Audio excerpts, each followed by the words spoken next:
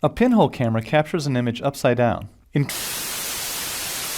Pour vraiment débuter l'Unreal, après cette exploration de notre interface, pour ceux qui ne l'ont pas vu, je vous invite à regarder ces vidéos qui sont assez complètes. En tout cas, j'ai essayé de les faire les plus complètes. On va aller partir dans le Content Drawer. Je vais cliquer sur le Content Drawer et je vais faire en sorte de le docker pour qu'il soit constamment ici. Donc, il est devenu un Content Browser. Si je clique partout dans l'interface, cette fois-ci, ma fenêtre ne va pas se refermer. Dans le Content Browser, quand on l'a étudié, la première chose qu'on a fait, d'ailleurs je ne sais pas pourquoi c'est revenu, c'est pas grave, je vais revenir à une taille small, de façon à avoir un peu plus d'icônes qui apparaissent. Je vais aller dans mon dossier qu'on a créé, qui s'appelle mon premier cours, et ce qu'on va faire, c'est qu'on va venir déjà commencer notre organisation. Pour créer un dossier, ce que je vais faire, c'est bouton droit New Folder, ou alors, si vous vous souvenez, CTRL SHIFT N, je vais créer un dossier. Et le dossier, je vais l'appeler 01 underscore, on va l'appeler A7. A few moments later. Et on va se suffire de ces 3 dossiers. Alors le dossier A7, je ne sais pas si on va vraiment s'en servir, mais voilà, au moins il est quand même là. Dossier Materials, on va venir créer nos Materials à l'intérieur, et mon dossier Maps va me servir pour la scène. Je vais rentrer dans mon dossier Materials et justement, on va pouvoir vraiment débuter notre premier cours qui concernera les Materials. Je pense que c'est un bon moyen pour commencer à utiliser l'Unreal, c'est de commencer à étudier les Materials. Pour créer un Materials, je vais faire bouton droit. Vous pourriez également faire Add qui se trouve ici. Vous voyez que le menu que j'ai ici et bouton droit, c'est la même chose. Et on va un tout petit peu plus regarder ce menu. Ah! Tout en haut, je peux importer des choses, je peux rajouter des features en Content Pack. Si vous vous souvenez, on avait rajouté le standard, il s'appelle comment déjà? Le Starter Content, voilà. On peut rajouter du Quixel Content, on verra ça plus tard. On peut créer un nouveau dossier, je ne vais pas créer un nouveau dossier, j'en ai déjà fait juste avant. Et ensuite, j'ai une catégorie qui s'appelle Create Basic Assets avec Blueprint, Level, Material, Niagara. Hop! Ce qu'il faut savoir, c'est ce qu'on a ici, ce sont des raccourcis de ce qu'on peut trouver dans nos dossiers qui sont en dessous. Par exemple, Blueprint Class, on voit que dans mes dossiers, dans mes menus, là, dans mes groupes même, j'ai une partie qui s'appelle Blueprint, et je retrouve mon Blueprint Class. Pareil pour Matériel, vous voyez, j'ai Matériel ici, si je vais dans la partie Matériel, je retrouve mon matériel, mais également d'autres types de matériel. En fait, ici, ce sont des raccourcis que Epic estime être les plus utilisés, qui est vrai d'ailleurs, un Blueprint, Level, Material et Niagara, c'est des choses qu'on peut venir créer assez souvent. Donc du coup, ils ont estimé que c'était intéressant d'avoir des raccourcis. Mais que je clique sur Matériel ici, ou que j'aille dans Matériel et que je clique sur Matériel ici, ça revient à la même chose. Je vais quand même passer par ce petit menu de raccourcis, je vais cliquer sur Matériel. Ça m'a créé un matériel, il me demande actuellement de mettre un nom. Je vais l'appeler M underscore master. Et entrer. Encore une fois, vous voyez que j'utilise beaucoup des majuscules et des minuscules. Majuscule au début d'un nom, minuscule ensuite. Par contre, j'ai mis M majuscule underscore. Pourquoi le underscore? C'est pour, on va dire, simuler un espace. J'utilise des espaces quand j'ai des catégories spécifiques et après j'ai des noms. Donc là, je veux bien séparer le M majuscule de master, donc j'ai mis un underscore. Et pourquoi M majuscule? M majuscule comme matériel. C'est très important de bien avoir un préfixe, une indication de votre objet, donc en tout cas du type d'objet que vous êtes en train de créer. Très important. J'en ai parlé la dernière fois, mais on voit que j'ai une petite étoile en bas à gauche de mon matériel. Pourquoi? Parce qu'actuellement, si je plante, si je ferme mon Unreal et que je le rouvre, je n'aurai plus ce matériel. Donc il faut bien le sauvegarder. Si vous voulez sauvegarder, vous voyez, je vais faire Save All et vous allez voir que la petite étoile va disparaître. Je fais Save All. Il me dit attention, j'ai vu que tout ça, ce sont des modifications. Allez, je vais faire Save Selected. Ok. Et là, on voit que effectivement, j'ai plus ma petite étoile qui apparaît. On viendra créer une scène ensuite. Pour l'instant, je vais écraser, on va dire, la scène de test, c'est-à-dire l'exemple qui a été donné, mais on viendra créer une scène par la suite, bien évidemment. Si je passe ma souris, on voit que j'ai un petit menu qui me dit voilà ce que c'est, master, c'est entre parenthèses un matériel, qu'il se trouve à tel endroit, etc., etc. Il y a plein de petites informations qui sont très intéressantes. Pour entrer dans mon matériel, je vais double-cliquer sur ma représentation de mon matériel et ça m'a ouvert une fenêtre. Donc là, vous vous dites, oh là là, encore une fenêtre. Déjà que, bon, on était un petit peu perdu, même si, bon, ça va un peu mieux avec l'interface, avec les tutos, mais voilà, encore une nouvelle fenêtre avec des tas de boutons. Ne t'inquiète pas, ça va bien se passer. Déjà, ce qu'on peut voir, c'est que c'est une fenêtre qui se trouve flottante, donc je peux la bouger, etc. Je peux la mettre sur un deuxième écran. Si vous aviez un deuxième écran, ça pose pas de souci. Si je prends mon onglet où se trouve le nom de mon objet, que je fais bouton gauche appuyé, j'ai la possibilité de venir la rajouter en tant qu'onglet. C'est-à-dire que je vais avoir mon onglet de ma scène et mon onglet de mon matériel. Si je veux la retrouver flottante, bouton gauche, je remets ma fenêtre flottante. Nous, ce qu'on va faire, c'est qu'on va utiliser les systèmes d'onglets qu'Unreal nous permet de faire. Donc je vais la mettre ainsi. Ok. Première chose, pour pouvoir se déplacer, en tout cas naviguer dans notre fenêtre de matériel, bouton droit, je vais pouvoir faire un déplacement, un pan.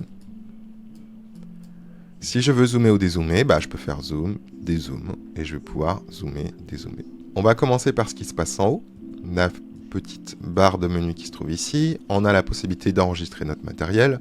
C'est très important d'enregistrer votre matériel. Pourquoi ?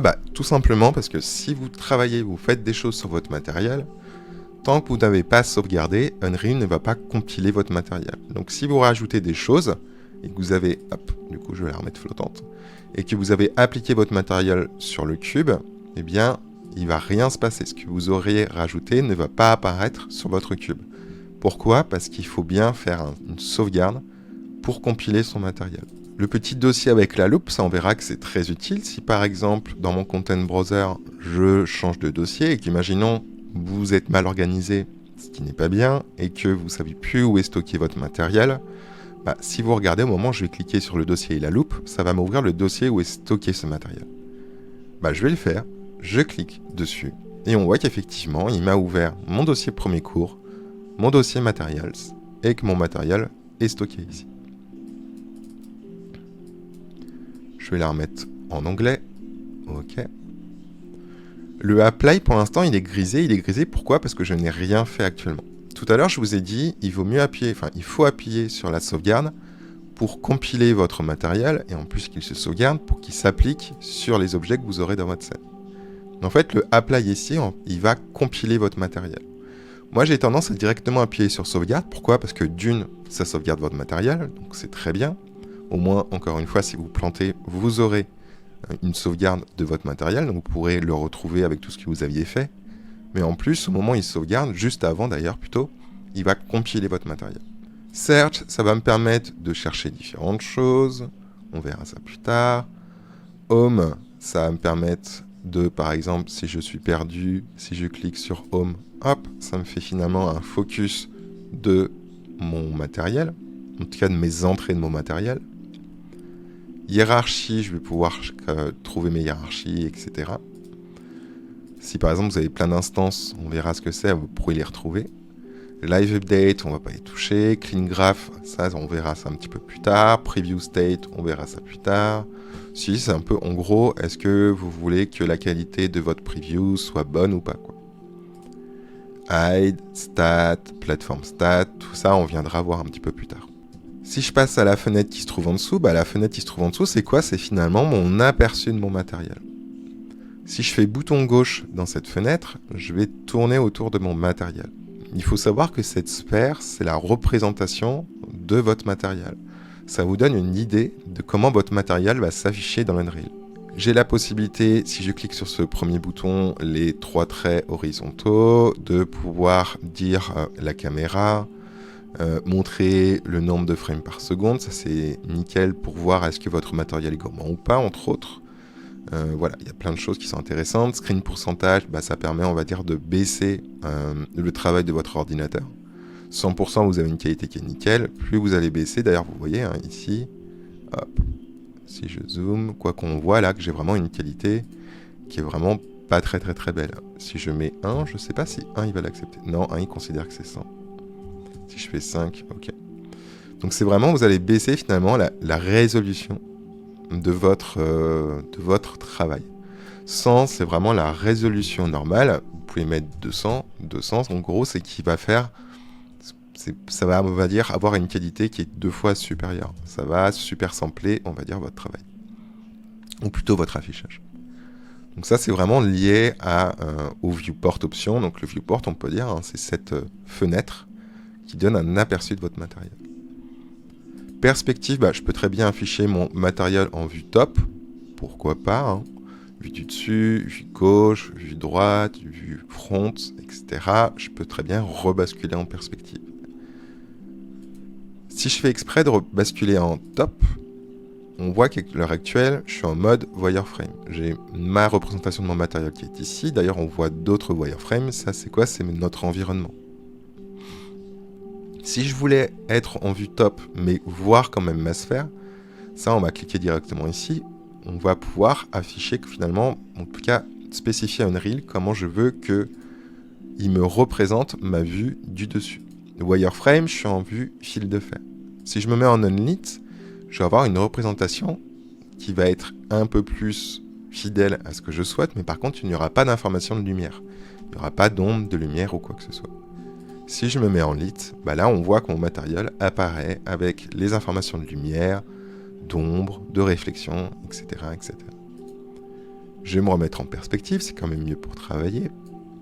Et enfin, le show, je peux très bien dire, est-ce que je veux afficher le fond ou pas? Est-ce que je veux afficher une grille ou pas? Je vais rafficher mon background et je peux même afficher des stats. Les stats, vous voyez, ça m'a fait apparaître une fenêtre ici qui me dit, voilà les statistiques de ton matériel. Voilà le coût qu'il aura dans ton interface en termes d'instructions, etc., etc. Je vais enlever les stats. Si on regarde en bas à gauche, là, j'ai la représentation des axes dans ma fenêtre de représentation de mon matériel. Et enfin, en bas à droite, je vais avoir la possibilité d'afficher l'aperçu de mon matériel sur un cylindre, sur une sphère, sur un plan. Alors attention, le plan, ça se trouve, vous allez être comme ça, vous n'allez rien voir. Il faut faire bouton gauche, tourner, et vous allez voir votre plan. On verra pourquoi est-ce que là, il est transparent, et là, il ne l'est pas. Je peux afficher ça sous forme de cube. Encore une fois, d'ailleurs, c'est une chose que je ne vous ai pas dit, mais vous pouvez très bien zoomer et dézoomer directement dans votre scène. Et enfin, le dernier, il est intéressant. Si je clique dessus, vous voyez, il me dit, attention, vous devez sélectionner un mesh pour pouvoir l'afficher. Je vais, décrocher ma fenêtre. On va aller dans notre dossier Starter Content, qui est notre dossier cadeau d'Unreal. Je vais aller dans Architecture, et je vais sélectionner, par exemple, cet objet. Ok. Je vais remettre mon onglet. Et là, cette fois-ci, si je clique sur cet objet, enfin cette icône, on voit que finalement, il me représente la preview de mon matériel par rapport à l'objet que j'aurais sélectionné ici. Si je sélectionne par exemple cet objet et que je reviens et que je refais clic sur cette icône, vous voyez que du coup maintenant ma représentation, en tout cas mon aperçu de mon matériel qu'on va commencer à construire, se fera directement sur l'objet que j'ai sélectionné ici. Donc ça peut être très pratique. Pour le coup, moi je vais rebasculer sur une sphère qui est amplement suffisante. La partie qui est en dessous, c'est notre fenêtre détaillée. Si je retourne dans mon Unreal, on a très peu étudié cette fenêtre. J'ai fait exprès pour ne pas vous saouler, enfin pas vous saouler, mais vous abreuver d'informations. Notre fenêtre détail, je vous ai expliqué que la fenêtre détail était ma fenêtre paramètre qui est contextuelle par rapport au type d'objet. Une lumière, un static mesh, etc. n'auront pas les mêmes paramètres. Mais voilà, pour simplifier, la fenêtre détail, c'est la fenêtre de paramètres de l'objet que j'ai sélectionné. Si je vais dans mon matériel, on retrouve également une fenêtre détail. Ça, c'est la fenêtre de paramètres qui va être également contextuelle par rapport à ce que j'aurais sélectionné. À l'heure actuelle, je n'ai rien dans mon matériel, j'ai mes entrées qui sont ici. Ce sera du coup les paramètres de mes entrées qui sont ici. Il faut savoir que pour les paramètres de mes entrées, je dirais même de mon matériel, j'ai même pas besoin de le sélectionner. Vous voyez, si je clique sur rien, j'ai les paramètres de mon matériel avec tout un tas de choses. Si je clique dessus, ça ne change rien. Donc si je clique sur rien ou que je clique sur mes entrées de mon matériel, finalement ça revient à la même chose. Dans la fenêtre détail, j'aurai du coup comment mon matériel doit se comporter. Est-ce qu'il est transparent? Est-ce qu'il n'est pas transparent? Etc., etc. Ça me fait venir justement sur ce dernier élément, qui sera toujours présent ici quand on créera des matériels. Alors on verra que sur la 5.2, il y a un nouveau type de matériel qui s'appelle les substrates. Pour l'instant, c'est encore en preview, donc preview, en gros, c'est en alpha. On viendra un petit peu l'étudier plus tard. Il faut d'ailleurs que, de toute façon, moi aussi, je me forme dessus. C'est important que je me forme dessus avant de pouvoir vous former de toute façon. Là, à l'heure actuelle, je suis encore en train de l'étudier, donc ça viendra au fur et à mesure. Mais de toute façon, pour débuter, ce type de matériel est tout à fait suffisant. C'est déjà assez compliqué de toute façon quand on commence. Ok, on voit que j'ai différentes entrées pour du base color, donc de la couleur, du métal, de la spéculaire, roughness. Donc ça, ces deux-là, c'est lié en fait à ce que j'appelle l'accrochage de la lumière jusqu'à de la réflexion. L'anisotropie, c'est un peu, on va dire, de la déformation, si je puis dire. Ouais, on y viendra plus tard de toute façon. Est-ce que je veux qu'il émette une couleur? Par contre, vous voyez, là, j'ai des entrées qui sont grisées. Elles sont grisées, pourquoi? C'est parce qu'à l'heure actuelle, si je vais dans le panneau détail de mon matériel, actuellement, mon matériel ne m'autorise pas de l'avoir de la transparence. On verra comment débloquer tout ça. Vous voyez, Opacity et Opacity Mask, ce sont les deux entrées qui me permettent de définir ma transparence. Je n'y ai pas accès à l'heure actuelle. Normal, ça va être pour le relief. Tangente, on verra également ça plus tard. Word Position Offset également. Voilà, bref, on ne va pas étudier ce menu encore complètement, on viendra l'étudier au fur et à mesure. Si je vais sur la droite, directement ici, on voit que j'ai deux menus qui sont cachés. J'ai mon menu palette et j'ai mon menu substrate. Vous voyez, substrate is not enabled. Ça, c'est pourquoi? C'est parce qu'actuellement, on est resté en matériel basique, ce qu'on appellerait même d'ailleurs un matériel type PBR. PBR, pourquoi? Parce que c'est Physical Base Rendering. Ou en tout cas, on peut faire du Physical Base Rendering avec ce matériel qui est déjà, on va dire, un matériel, on va dire, avancé. Le PBR, c'est une façon de faire plus qu'une technologie, c'est une façon de faire, une façon de procéder qui existe depuis quelques années. Mais c'est, voilà, dans l'ère de la 3D, c'est quelque chose qui est quand même relativement récent.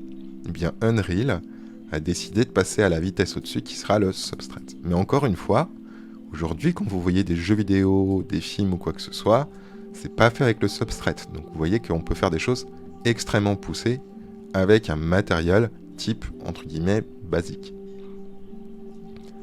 Du coup, dans Palette, je vais avoir toutes mes possibilités quand je crée mon matériel pour faire telle ou telle chose. Ne vous inquiétez pas, vous voyez qu'il y a beaucoup d'éléments. Moi-même, je ne les connais pas tous. On viendra, voilà, utiliser les plus importants ensemble. Ce qu'on peut dire, c'est qu'on va avoir un système de recherche, de filtre. Si je tape par exemple texte, je vais avoir tous les éléments qui contiennent texte. Je vais avoir la possibilité dans catégorie. Si je clique ici, je vais pouvoir choisir expression et fonction, ça on verra plus tard. Mais j'ai également la possibilité, vous voyez, d'avoir des menus, ou plutôt des groupes. Par exemple, dans Blends, c'est tout ce qui comportera le Blends. Chromatic, c'est tout ce qui sera lié au chroma keying, d'ailleurs, au chroma keying. On a vraiment un système de groupes qui permettent vraiment de se repérer un petit peu plus. Dans, par exemple, le groupe Color, je vais avoir tout ce qui va être lié à la couleur. etc., etc. Donc des fois, c'est plus simple d'aller directement piocher dans les groupes. Mais il faut savoir que ce menu palette, en fait, il est accessible par un raccourci qui n'est pas très compliqué. C'est peu importe où je suis dans mon interface, si je fais bouton droit, je vais avoir exactement ce même menu qui va apparaître. Que je sois ici, vous voyez, j'ai Blend, Color, Compositing, etc. Si je fais bouton droit, Blend, Color, Compositing, on les retrouve.